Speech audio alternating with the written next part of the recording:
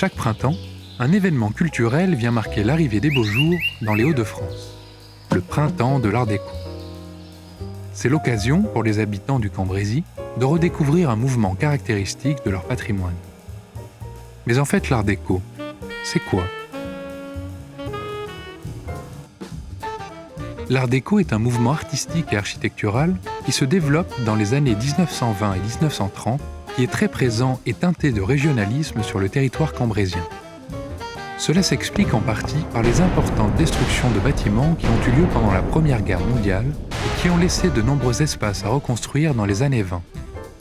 L'architecte Pierre Le Prince-Ringuet change alors le visage de Cambrai en organisant sa grande reconstruction de 1919 à 1932. Style alors à la mode, l'Art déco se déploie dans les nouveaux bâtiments de la ville, dessinés par plus de 80 architectes.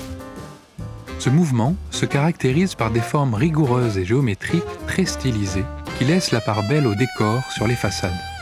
On parle alors d'un art total, puisqu'il se décline aussi bien dans l'architecture et ses ornementations que dans le mobilier et la décoration artisanale.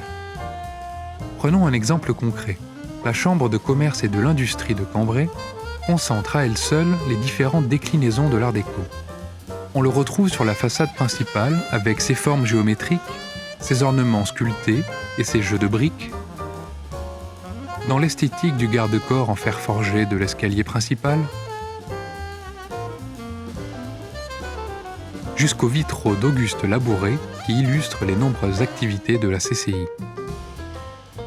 Et les visiteurs les plus attentifs remarqueront même les détails subtils qui se glissent jusque dans les encadrements des miroirs.